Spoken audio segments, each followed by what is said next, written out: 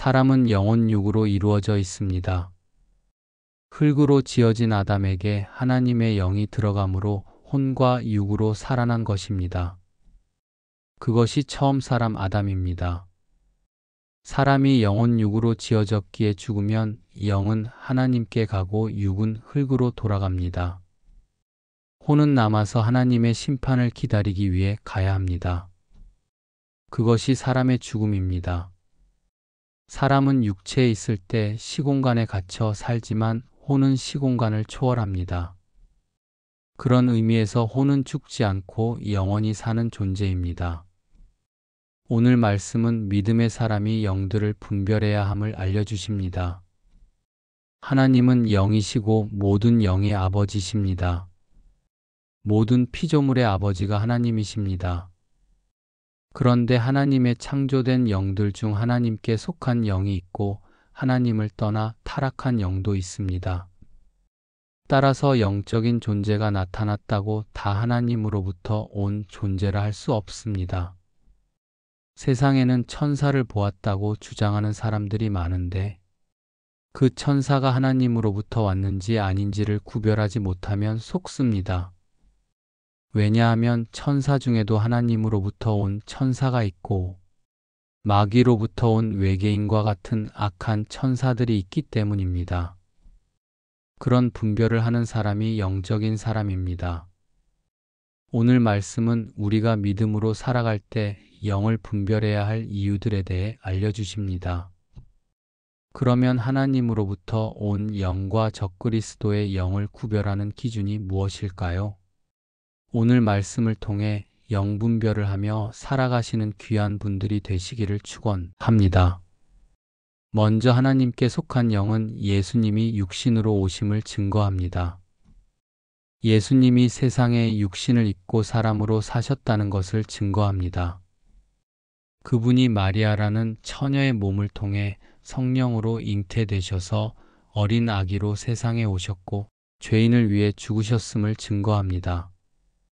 그러나 적그리스도의 영은 예수님이 육신으로 오심을 부인합니다. 초대교회가 시작되면서부터 이러한 거짓된 주장들은 끊임없이 교회를 공격해왔습니다. 그중 하나가 바로 영지주의자들입니다.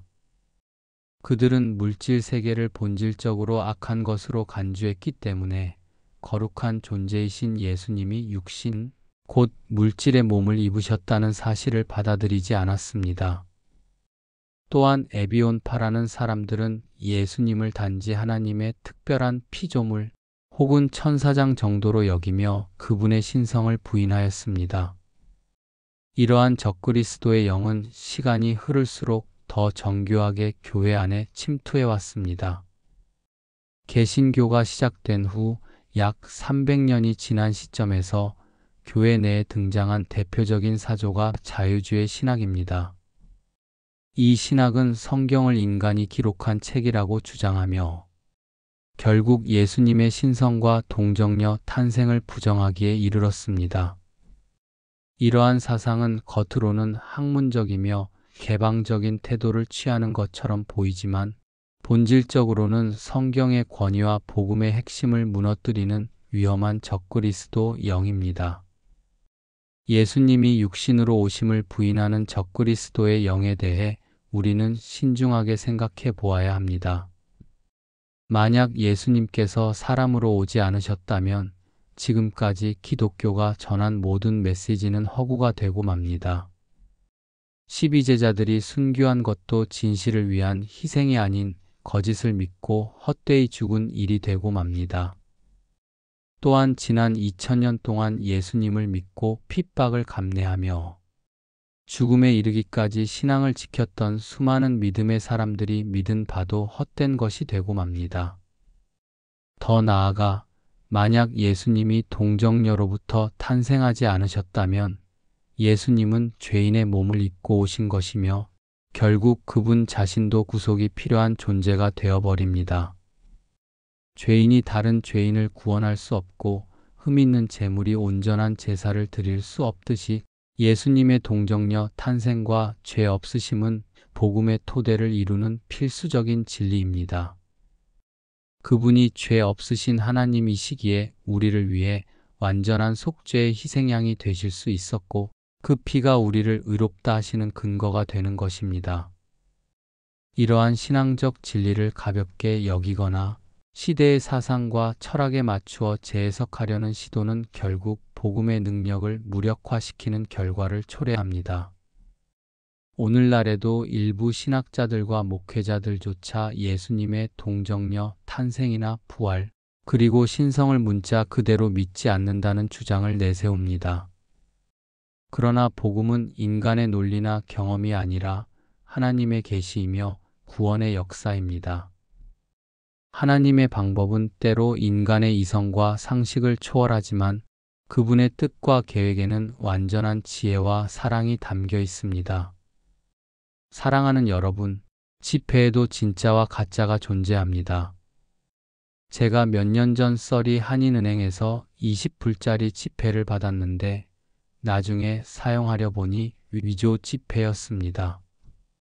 당시 저에게 그 돈을 건넨 사람이 누구인지 알았지만 시간이 지난 후에는 그 사실이 큰 의미가 없었습니다. 그 일 이후로 저는 돈을 받을 때마다 더욱 주의하게 되었습니다. 이처럼 돈에도 진짜가 있고 가짜가 있듯이 우리 신앙에도 참된 복음이 있고 거짓 복음이 있습니다. 위조 지폐를 분별하기 위해 가짜를 연구하기보다는 진짜를 철저히 아는 것이 최선이듯 우리 신앙도 예수 그리스도라는 참된 진리를 깊이 알고 그분을 붙들어야 거짓과 미혹을 분별할 수 있습니다. 진짜 예수님, 성경이 증언하는 예수님을 굳게 붙들고 있으면 아무리 교묘하고 복잡한 거짓 교훈과 거짓 선지자들이 나타난다 해도 우리는 분별할 수 있습니다. 그런 영적인 민감성과 분별력을 지닌 성도가 되어야 합니다. 이는 단지 개인의 신앙을 지키는 차원을 넘어 교회와 다음 세대의 믿음을 지키는 매우 중요한 영적 책임입니다. 예수님이 육신으로 오셨고 그분이 동정녀 마리아의 몸을 통해 오셨으며 죄 없으신 삶을 사시다가 십자가에서 죽으시고 사흘 만에 부활하셨다는 이 복음을 굳게 믿으시기 바랍니다. 이 복음은 단순한 교리가 아니라 우리를 구원으로 이끄는 하나님의 능력입니다. 그 믿음 위에 굳게 서서 적그리스도의 영에 속한 거짓 주장과 사상에 미혹되지 않도록 깨어 있어야 합니다. 그리고 더욱 나아가 이 진리를 삶으로 살아내고 사랑과 진리 안에서 흔들림 없는 신앙인으로 서시기를 바랍니다. 거짓이 가득한 이 시대 가운데 진리를 드러내는 하나님의 사람들로 서기 위해 우리 모두가 복음의 본질에 더욱 뿌리를 내려야 합니다. 진리를 사랑하고 진리이신 예수님을 사랑하는 자들만이 이 시대의 어둠 속에서도 빛으로 살아갈 수 있습니다. 하나님께서 여러분 한 사람 한 사람을 그렇게 세우시기를 소망합니다. 다음으로 하나님께 속한 영은 예수님이 그리스도이심을 증거합니다. 예수님이 그리스도이시다, 메시아이시다, 구세주이시다라는 표현은 모두 같은 의미입니다. 히브리어로 메시아는 기름 부음을 받은 자를 뜻하며 이를 헬라어로 번역한 것이 그리스도입니다. 다시 말해 예수님이 그리스도라는 말은 그분이 하나님의 기름 부음을 받아 이 땅에 오신 유일한 구원자이시며 인류의 죄를 해결하실 참된 메시아이심을 뜻합니다. 예수님이 어떻게 구세주가 되십니까? 그분의 탄생에서부터 삶, 죽음, 그리고 부활에 이르기까지 모든 과정이 그분이 그리스도이심을 분명하게 증거합니다. 예수님은 동정녀 마리아의 몸을 통해 성령으로 잉태되셔서 이 땅에 오셨고 죄 없이 사시며 하나님의 뜻을 온전히 이루셨습니다. 그리고 십자가에서 죄인을 대신하여 죽으시고 사흘 만에 죽음을 깨뜨리고 부활하심으로 그분의 구속 사역을 완성하셨습니다. 이 세상에 예수님처럼 태어나신 분이 있었습니까? 그분처럼 살며 죄를 짓지 않으신 분이 있었습니까? 그분처럼 십자가에서 대속의 죽음을 죽고 부활하신 분이 있었습니까? 역사상 그 누구도 예수님과 같은 길을 간 사람은 없습니다. 예수님만이 죄가 없으신 유일한 분이시며 우리를 구원하실 수 있는 유일한 분이십니다. 어떤 사람들은 예수님을 훌륭한 선생님이나 도덕적인 인물로만 생각합니다. 물론 예수님은 탁월한 교사이셨고 누구보다도 이웃을 사랑하셨고 연약한 자들과 함께 하셨습니다. 그러나 그분이 단지 좋은 사람이었기 때문에 우리가 그분을 따르는 것이 아닙니다. 우리가 예수님을 믿고 따르는 이유는 그분이 하나님의 아들이며 인류의 구세주요 유일한 그리스도이시기 때문입니다. 역사 속에는 수많은 자칭 구세주들이 있었습니다. 어떤 이들은 스스로를 선지자라 주장했고 어떤 이들은 세상의 구원자라며 수많은 사람들을 따르게 만들었습니다. 그러나 그들 가운데 그 누구도 예수님처럼 동정녀에게서 태어난 자는 없었고 죄 없이 산 자도 없었으며 대속의 죽음을 죽은 자도 없었고 죽음에서 부활한 자도 없었습니다. 부처는 죄 없이 태어났습니까? 모하메드는 예수님처럼 죄 없이 살았습니까? 공자나 소크라테스, 간디가 인류의 죄를 위해 죽었습니까? 죽은 자 가운데서 다시 살아난 사람이 있었습니까? 이 모든 조건을 만족시키는 분은 오직 예수님 한 분뿐입니다. 이와 같이 그리스도가 될 자격은 아무에게나 주어지는 것이 아닙니다. 그는 반드시 하나님께서 보내신 분이어야 하며 죄 없이 태어나야 하고 하나님의 뜻을 온전히 이루어야 하며 죄인을 대신해서 죽어야 하고 그가 죄가 없기에 부활해야만 합니다. 이 모든 자격 조건을 충족시키는 분은 오직 예수 그리스도 한 분뿐이십니다. 그래서 사도행전 4장 12절은 이렇게 말씀합니다. 다른 이로서는 구원을 받을 수 없나니 천하 사람 중에 구원을 받을 만한 다른 이름을 우리에게 주신 일이 없음이라. 예수 그리스도 외에는 구원이 없습니다. 어떤 종교도 어떤 사상도 어떤 인물도 우리를 구원할 수 없습니다. 그분만이 하늘에서 오셨고 그분만이 죄 없으시며 그분만이 죽음을 이기셨고 그분만이 하나님의 어린 양으로 우리 죄를 대신하셨습니다. 사랑하는 여러분, 오늘날 수많은 교회들이 세상 곳곳에 존재합니다. 하지만 모든 교회가 참된 교회는 아닙니다. 예수님이 그리스도이심을 증거하고 성경의 복음을 온전히 선포하는 교회만이 참된 교회입니다. 만약 어떤 교회가 성경의 일부분만을 믿고 예수님의 신성과 구속을 부정하거나 다른 이름을 통해 구원이 있다고 주장한다면 그런 교회는 더 이상 복음의 교회가 아닙니다. 그것은 적그리스도의 영향을 받은 거짓된 공동체일 수 있습니다. 예를 들어 천주교회는 왜 신학적으로 경계해야 할 대상이 되었습니까? 그 이유 중 하나는 교황이 그리스도의 대리자로서의 역할을 자처하며 심지어 그리스도의 자리를 대신하려 하는 사상이 있기 때문입니다. 또 많은 종교들이 자신들의 창시자나 영적 지도자를 구세주로 여기는 것은 인간이 만든 구원 체계를 정당화하려는 시도이며 이는 결국 적그리스도의 영이 활동하는 증거입니다.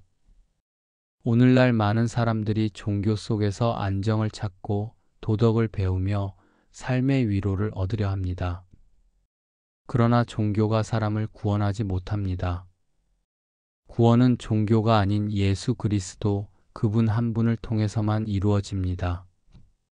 어느 날 한 산악인이 깊은 산속에서 길을 잃었습니다.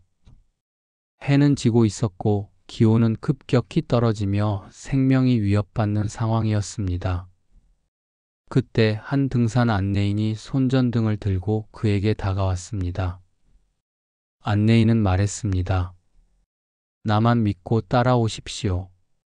이 산은 제가 누구보다 잘 압니다. 제가 길입니다. 산악인은 두려움을 내려놓고 그의 뒤를 따랐고 결국 무사히 산을 빠져나올 수 있었습니다. 사랑하는 여러분, 예수님께서도 이렇게 말씀하셨습니다.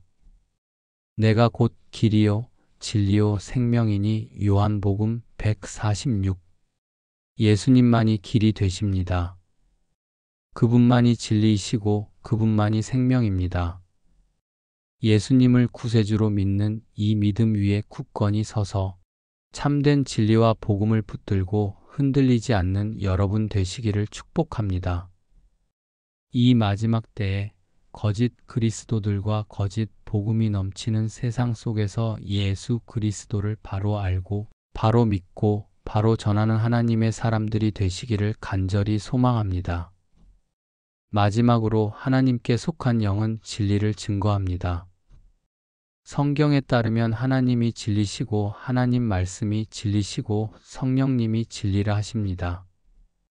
삼위일체 하나님이 진리라 하십니다. 그리고 하나님께 속한 영들은 이 진리 되신 하나님을 증거합니다. 하나님은 선하시고 진리이신 분이십니다. 그분이 진리이기에 온 세상의 진리가 선포된 것입니다. 그분의 말씀이 진리입니다. 하나님 말씀은 그 어느 것 하나도 제외할 수 없는 진리의 말씀입니다. 이 하나님의 말씀이 육신이 되신 분이 예수님이십니다. 그래서 예수님도 진리입니다. 내가 곧 길이요, 진리요, 생명이라 말씀하셨듯이 그분이 진리입니다. 또한 예수님을 증거하는 성령이 진리입니다. 성령님은 진리를 전하시고 진리를 밝혀주시는 분이십니다. 따라서 하나님의 영은 진리를 드러내는 영입니다. 반면 적그리스도의 영은 거짓을 전합니다. 이 영은 거짓을 마치 진리인 것처럼 포장하여 사람들을 속입니다.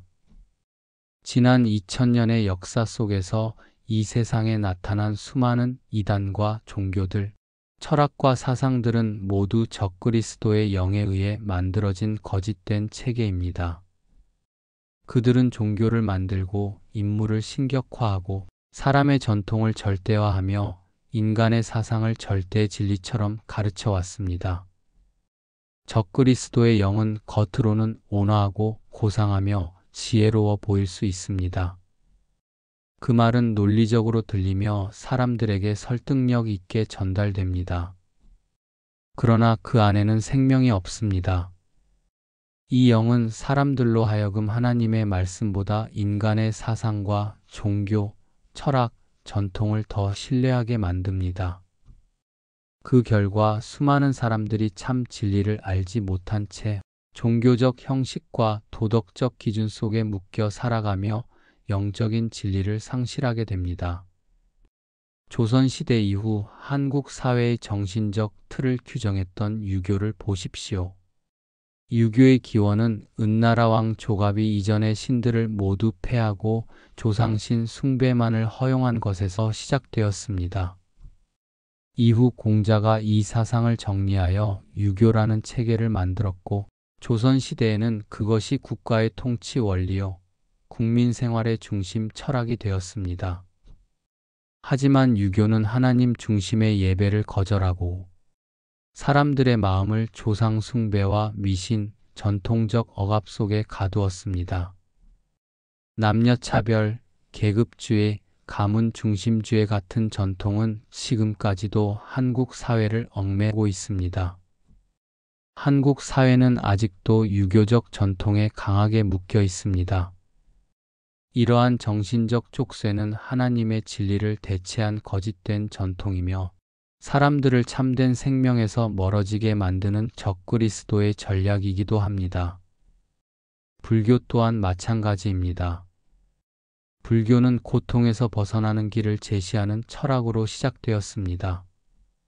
창시자 석가모니는 스스로를 구세주라고 주장하지도 않았고 죄 없는 존재도 아니었습니다. 그러나 수많은 사람들은 그를 신격화하며 구원자처럼 섬기고 있습니다. 불교는 한국에서 문화와 전통, 예술의 이름으로 존중받고 있지만 그 본질은 하나님과 단절된 인간의 종교일 뿐입니다. 적그리스도의 영은 이렇게 세상의 정치를 통해 사람들을 하나님으로부터 멀게 했습니다. 세계 2차 대전을 일으킨 독일의 히틀러는 어떠합니까? 히틀러는 독일인들에게 구세주같이 등장했습니다. 그가 연설하면 온 국민이 열광했습니다. 당시 개신교 총회장은 히틀러가 연설한 후 마지막 축도의 삼위일체 하나님이 아닌 하이 히틀러로 끝을 낼 정도였습니다. 나중에는 히틀러 예수라는 말까지 나돌 정도였습니다. 그렇게 열광하다 온 국민이 전쟁터에서 죽임을 당해야 했던 것이 몇십 년 전의 일입니다. 이렇게 적그리스도의 영은 죽이는 영이요 거짓의 영임을 우리는 잘 분별해야 할 것입니다. 사랑하는 여러분, 우리는 진리를 믿고 진리 안에 거해야 합니다. 그것이 우리가 세상에서 승리하는 길입니다. 진리는 순전하고 깨끗합니다. 우리는 그 진리 안에 거해야 합니다. 어느 마을에 깨끗한 물을 공급하는 우물이 있었습니다. 사람들은 매일 그 우물에서 물을 길어 마셨고 모두 건강하고 생기가 있었습니다. 그런데 어느 날 누군가 아주 소량의 독약을 그 우물에 넣었습니다. 겉으로 보기에는 아무 변화가 없었고 물의 맛도 동일했습니다. 그러나 그 물을 마신 사람들은 조금씩 병들기 시작했고 시간이 지나자 죽는 사람까지 생겨났습니다. 이같이 거짓의 영이 침투하면 처음에는 모르지만 시간이 지나면 점차 사람을 병들게 합니다. 사람을 노예로 만들고 독이 든 물같이 사람을 병들게 함을 알아야 할 것입니다. 오늘 요한일서 4장은 믿음으로 영을 분별하라 하십니다. 예수님이 육신으로 오신 것과 그분이 그리스도이심과 진리를 들이내는 것으로 분별하라 하십니다. 따라서 우리가 하나님으로부터 오신 영의 인도함을 받아야 마땅할 줄 믿습니다. 그것이 우리가 살고 영생을 얻는 길인 줄 믿습니다. 오늘 함께하는 모든 분들은 모든 영을 믿지 말고 오직 하나님께로부터 온 영으로 인도하심을 받고 진리 안에 거하는 귀한 분들, 복된 분들이 되시기를 축원합니다.